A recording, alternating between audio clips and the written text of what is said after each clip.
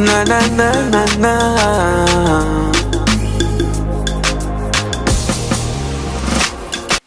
Shalom peuple de Dieu, je vous salue tous au nom puissant de Jésus-Christ. Je suis la sœur, votre servante, Christelle Kobi. Je viens pour un nouveau numéro de Flash. Flash vient à la rencontre des hommes de Dieu qui sont de passage en Suisse. Aujourd'hui, nous avons un grand homme de Dieu connu et reconnu, l'évangéliste Thomas Lokofé. Allez, suivez-moi, nous allons à sa rencontre.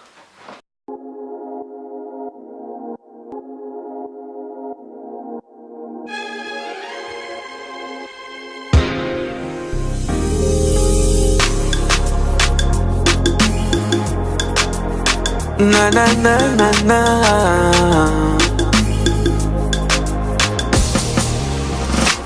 Voilà, bien-aimés dans le Seigneur, comme je vous l'avais promis, nous sommes avec le serviteur de Dieu, l'évangéliste Thomas Lokofé. Shalom, homme de Dieu. Shalom, bien-aimé. Encore un grand merci pour cette opportunité, pour ce temps que vous nous accordez ici Gloire à Dieu. à Annemasse.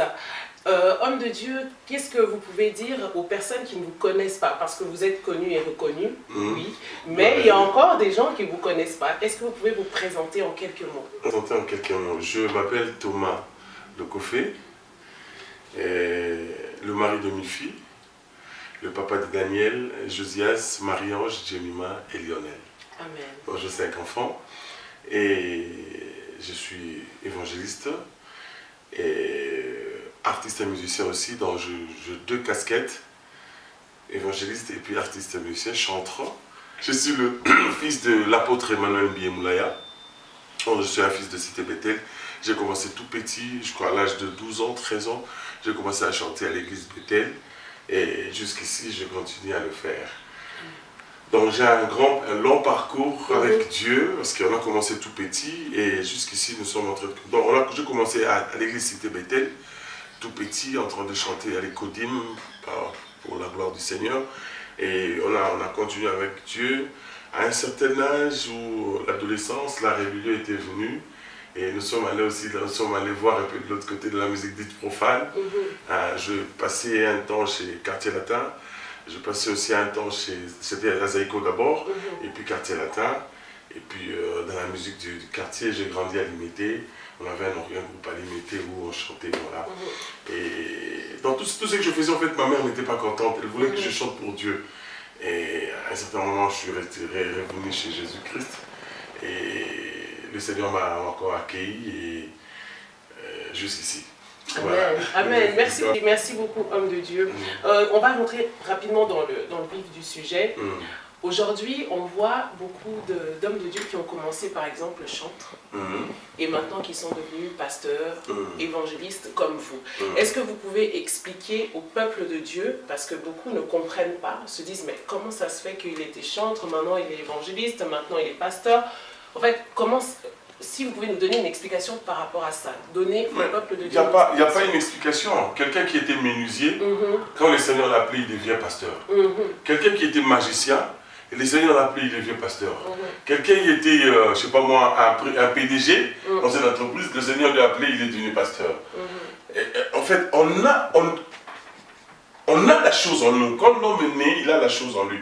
David, il était à la fois chanteur, il était à la fois prophète, il était à la fois roi. D'accord. Voilà.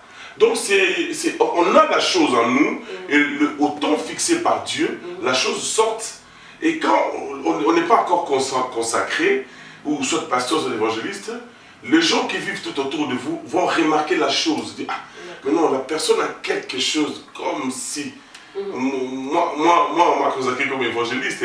Il y a d'autres personnes, quand ils m'écoutent prêcher, ils disent non, toi tu es un pasteur, tu parles plus comme un pasteur. Gloire à Dieu. Donc moi je dis, c'est pas un rythme comme j'ai entendu d'autres hommes de Dieu s'opposent à ça. Comment toi tu étais chanteur, tu es devenu pasteur. Mais non, c'est pourquoi je dis, il y a d'autres personnes qui étaient, excuse-moi, je prends l'exemple de mon frère Debaba, parce qu'il est mort. Il était chant musicien profane. Quand le Seigneur lui a appelé, il est devenu apôtre. C'est vrai. Voilà. C'est vrai. Le frère Carlito, il était dans le rock jazz, le show star, machin.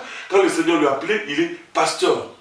Voilà, c'est comme ça. Mais nous, Excuse-moi, nous, on a grandi Homme de là-dedans. Dieu, je vous interromps parce que là, votre explication, elle est très claire. C'est vrai, une personne qui vous écoute, elle dit oui, c'est clair. Mais alors, comment vous expliquez que entre vous, les hommes de Dieu, ça crée encore un débat? Non, ça crée le débat, pas chez nous, le jeune. Tu vois, le jeune dans le ministère. Oui. Les gens qui sont déjà dans le ministère, ils trouvent ça, c'est comme si on est en train de faire expressement. D'accord. Je vais t'expliquer une chose. J'ai eu le baptême le 4 novembre 1986.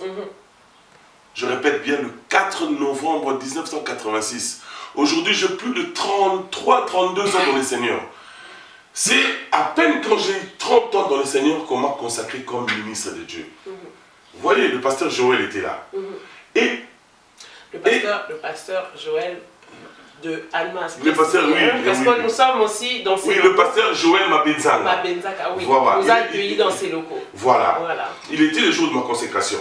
Donc, c'est après 30 ans de la vie chrétienne qu'on m'a consacré comme ministre.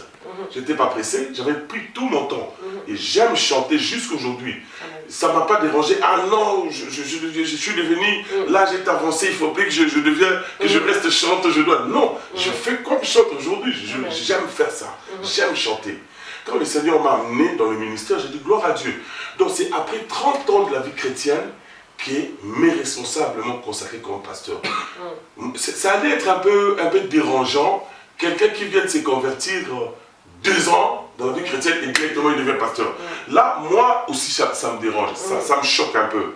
Waouh, 2 ans seulement, tu deviens pasteur. Ah, tout ça a pénible, on dit gloire à Dieu. Mais moi, je fais après 30 ans de la vie chrétienne qu'on m'a consacré comme pasteur. Aujourd'hui, on voit des jeunes de 20 ans, de 22 ans qui sont pasteurs. Moi, personnellement, ça me dérange. Mais comment on va faire? On dit seulement gloire à Dieu. Et pourquoi ça vous dérange? Ça me dérange parce que tu n'as pas encore été raciné dans les choses de Dieu.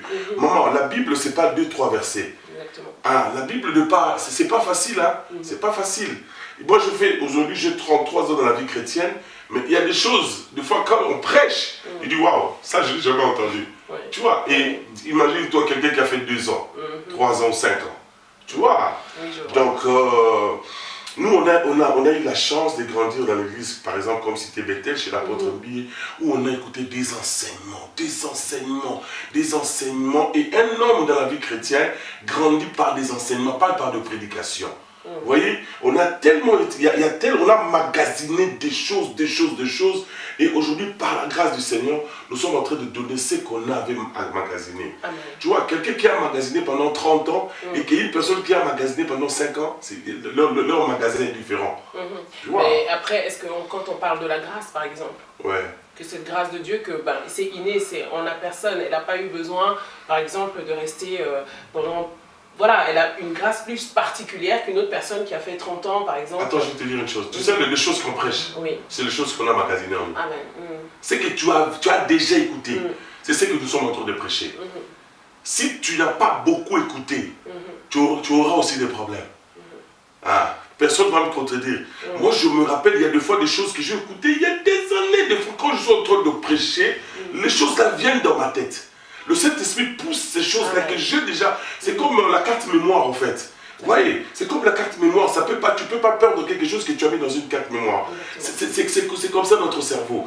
Des choses que tu as entendues, ça fait longtemps on m'avait prêché. Des fois quand je suis en train de prêcher, la chose vient dans ma tête. Le Saint-Esprit le pousse dans ma tête. Parce que je l'avais déjà en moi. Quelque chose que tu n'as pas en toi, ça ne peut pas venir comme ça. Non, tu dois écouter la chose ou tu dois lire dans un... Na na na na na